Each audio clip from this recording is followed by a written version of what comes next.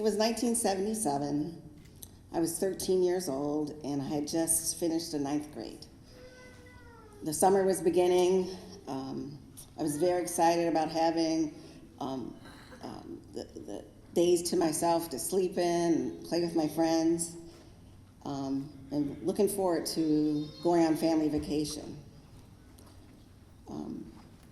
Then my father was hospitalized. They found a brain tumor.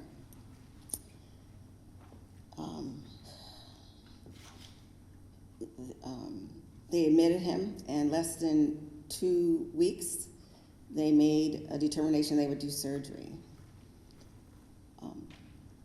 I'm sorry.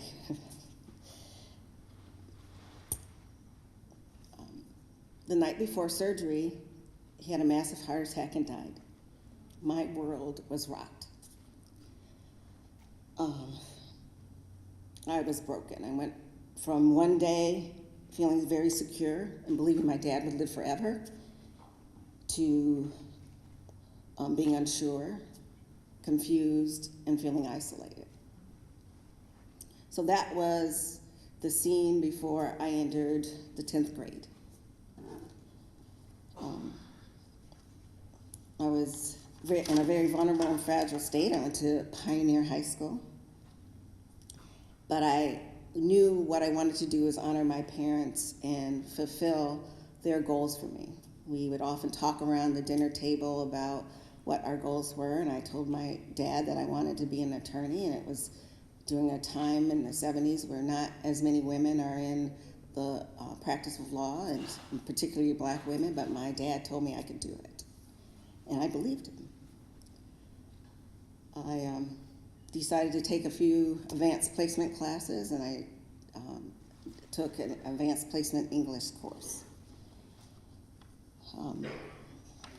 I was in the class for several weeks.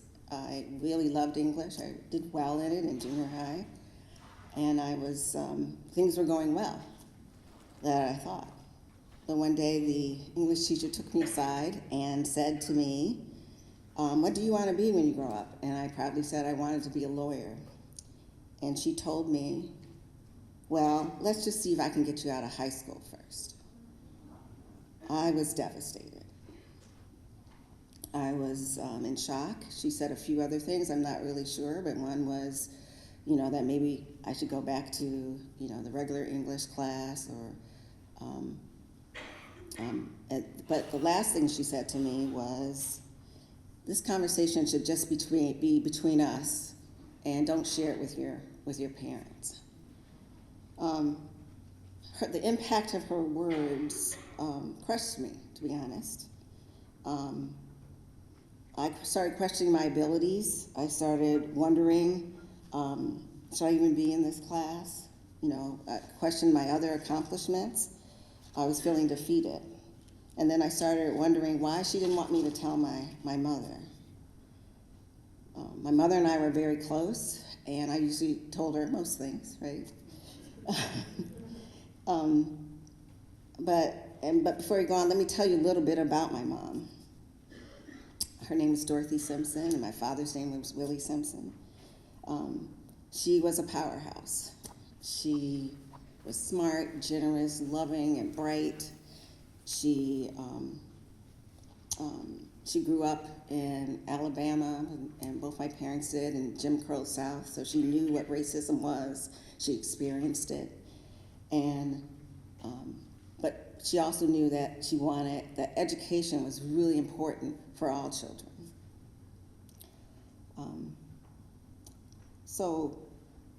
She was known to go up to the school and had known to tell teachers you could teach one Simpson or you could teach two, because if you're not teaching one, I'm going to be in class. And she did it. So I was wondering why I was hesitant about telling her. This felt really different to me. One of the reasons was that my mother had just lost her husband of 25 years. She had 4 kids, 2 in college and 2 in high school, that she had to figure out how to support and financially and emotionally. She was in the throes of her own grief.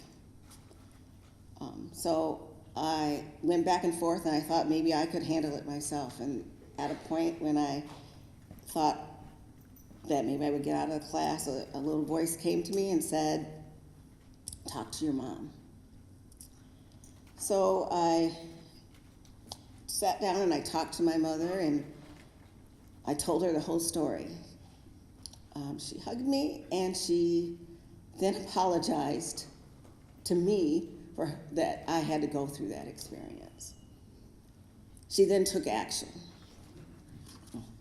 She got on the phone, and she first called Fred McDonald, an African-American attorney in town who was known for his vigorous advocacy and a very good friend of the family and my father in particular, and Ruth Zweifler, who at that time was, a new executive director of a, beginning nonprofit called the Student Advocacy Center, and very good friends of our family. My parents both were board members, original board members for the Student Advocacy Center. She then made a call to Pioneer High School and made an appointment with the principal. I remember the day of the appointment very clearly. I was in class. The appointment was at 10 a.m. I was called down to the class. My mother thought it was very important that I should be there at that meeting.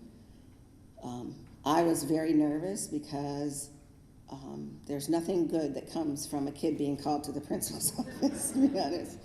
But I also was worried about what would be the outcome. Would they tell me I had to leave the class, leave in advanced English? Would they say that the teacher was right?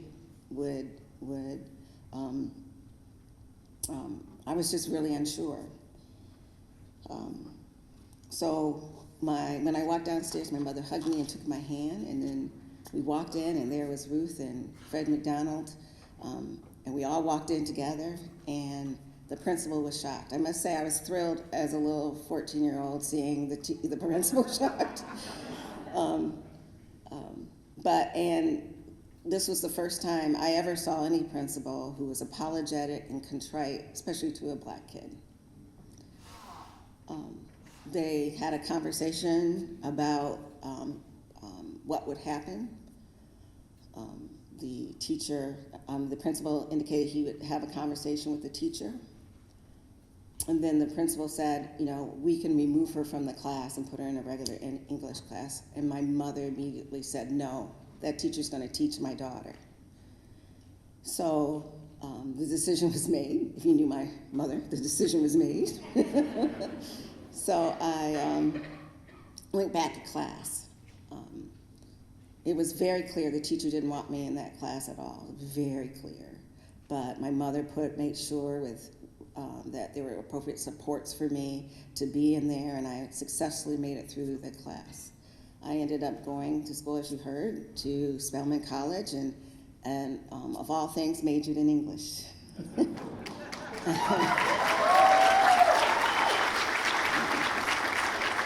I attended law school, and through that I have been able with my career to do a variety of things, testify in front of both the Michigan and Maryland legislatures. I wrote a brief, an amicus brief to go to the United States Supreme Court. I sued through the ACLU. I was their racial justice attorney and sued police departments all over the state. So it was a very wonderful career that I had. And a shout out to the members of my office who are here today. I ended up leading, and I'm leading, one of the largest public defender's offices in the state.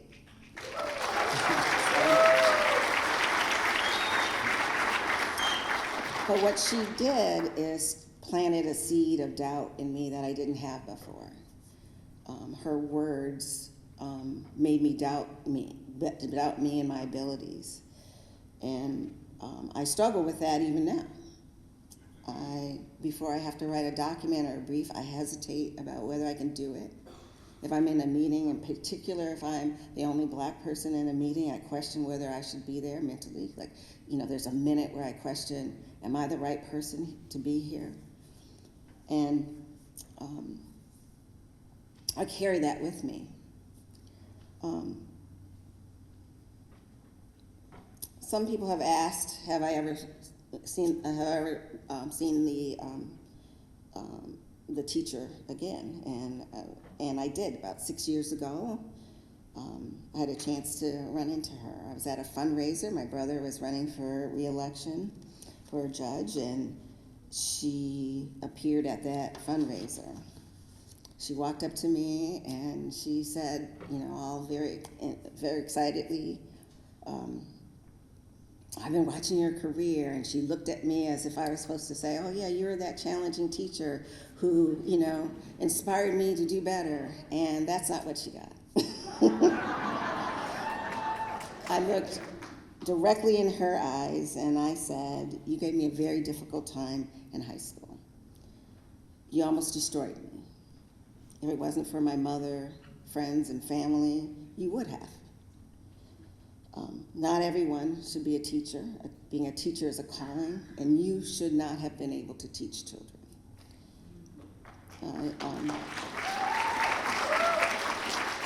She tried to apologize, and she walked away, and I never saw her again. I don't need to. What happened is I was able to put a cap on that experience.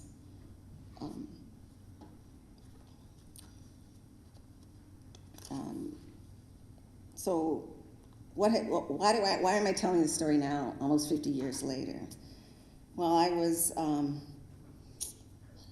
speaking in front of a class at the University of Michigan about my experiences, and the topic of imposter syndrome came up. And I talked about this experience. I very rarely share it. And if it wasn't for Perry, I probably wouldn't have been sharing it to you today. But I rarely share this experience. But I shared it with these young ladies, and 3 black young ladies came up. One was crying because they had similar experiences. So it hit me that this was still happening today, and that we really do need to talk about it and tell these stories so kids can be prepared for it when it happened, so they can reach out for help.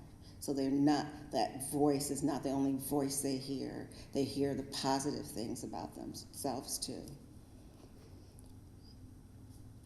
I do know that most kids didn't have a powerful trio like Dorothy, Ruth, and Fred to go into the principal's office with me. But what this community does have is the Student Advocacy Center.